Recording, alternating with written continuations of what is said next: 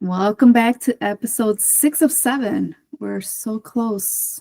We've got one left. These last two are about house clearings or home clearings, office clearings, space clearings. So these are shared experiences that Stine and I both had. And so we'll both be kind of telling the story of what happened during these clearings. And so for anyone listening that's trying to understand, well, what's a clearing? What are you talking about? We'll explain it a little bit, but thank you for joining us for this mystical series. We hope you've enjoyed it so far, and we hope that we've been able to provide some kind of break from the holidays and all the hustle and bustle. Clearings, what are they? Basically, it's taking a look at a space and being able to get a sense of the energy in the space, whether there are beings there or any kind of energy that maybe doesn't belong there or anything that's affecting pretty much the space. Kind of similar to when we do readings for people, but it's more about the place that you're in, the place that you're occupying, and like maybe you walk into a place and it doesn't feel right, and so you're picking up on some kind of energy that's there. And so basically what we'll do is we'll come in if someone says, hey, I'm feeling like this space is kind of funky, can you take a look? And that's what we do. We will psychically look at the place, and then pick up on any residual energy or any history that's been in the place, and anything that's affecting the energy, and the people in it, because the energy will affect obviously the people that are in it. We were called in, or we were asked to look at a space, and just for the sake of anonymity and not wanting to give out personal information, we'll just say that it's a space and we won't mention names.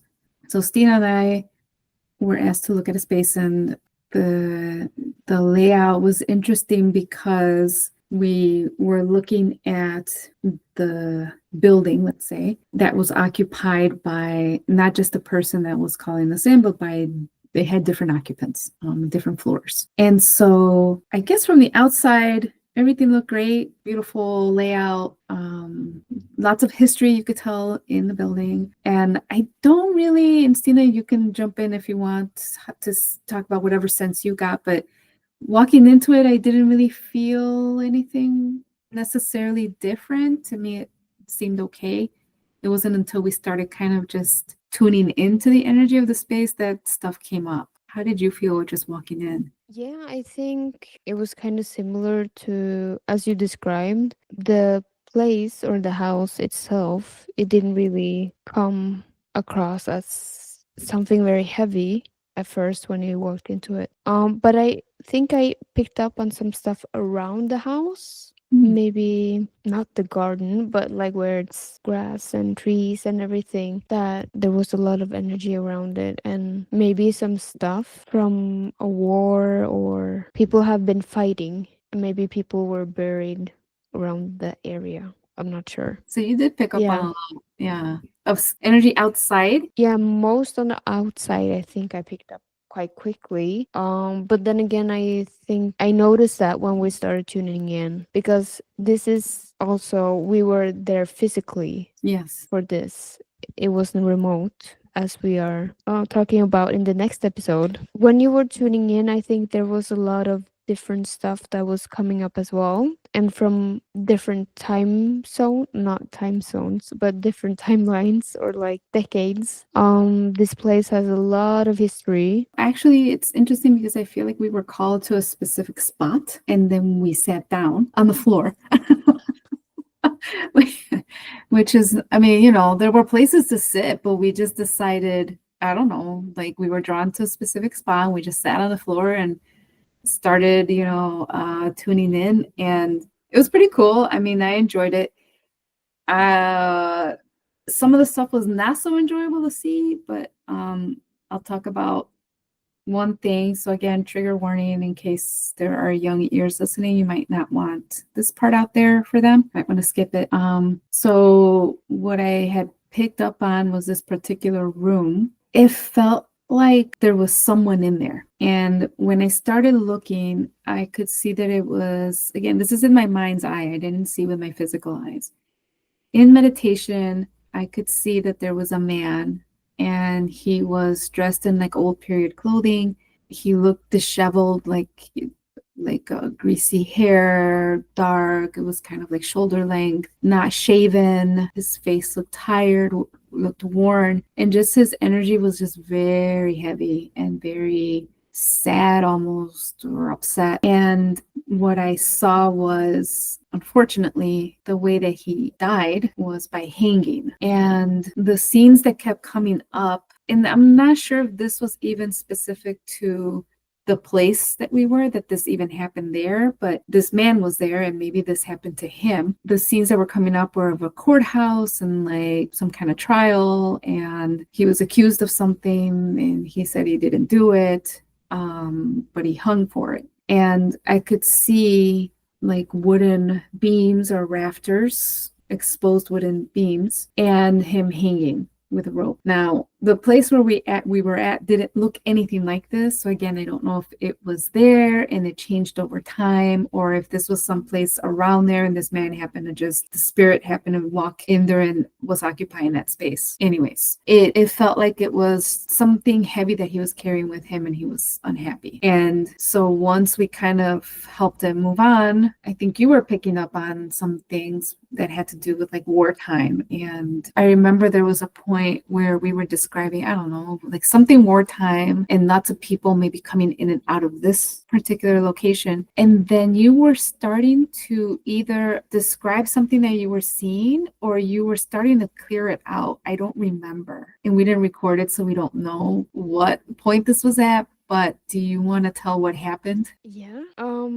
So yeah, I think I described something that happened just right outside where the house was built. And while I was describing that, we heard this noise that was very loud, and it was right behind like I had my back towards where the sound came from, so I startled, like I jumped and got scared. I don't know if it was like a branch that hit the window or whatever it was. It was loud. Yeah, it was so loud because you had just, I remember you finished saying something and I think you were starting to clear it. That's the thing. You were starting to work on clearing it. So like when we see things, we describe it, we talk about how it affects the place, and then we clear it. That's the whole point, is we're trying to move on energy or go through it and get it out.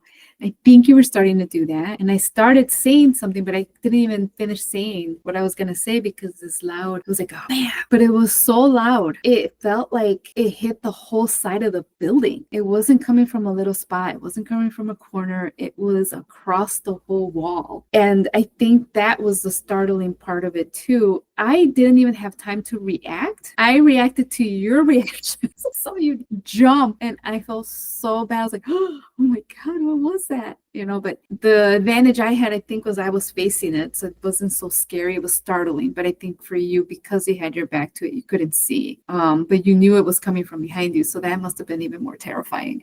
It was so loud. I don't know how we kept going after that, but we kept going and nothing like that happened again. But we kept trying to describe like, okay, more things that were coming up. And I think what we were seeing is almost like if you're doing a reading for someone and going through past lives, we were going through the past lives of the space. And so it was kind of cool to see. And the person that we were helping out was trying to research too, I think, and maybe recall the history of the place because they knew more about it than we did. We actually didn't know anything about it, but it was just research that I think they were trying to pull up to see if they could verify what we were saying and see how much of it matched.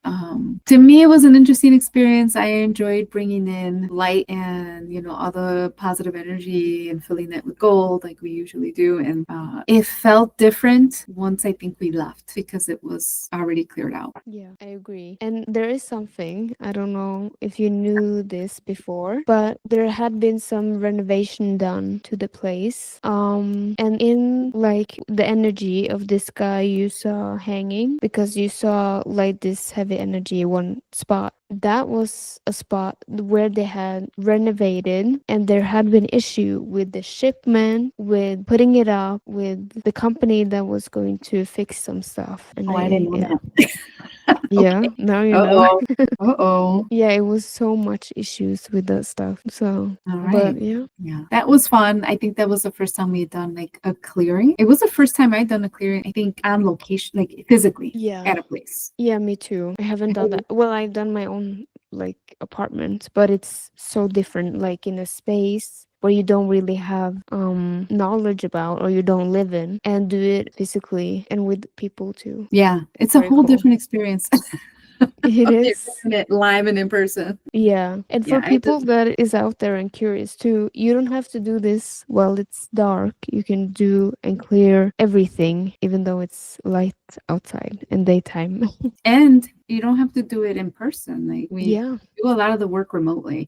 So we'll talk about that in the next episode. Yeah. All right. So stay tuned and we will, or you will hear us tomorrow.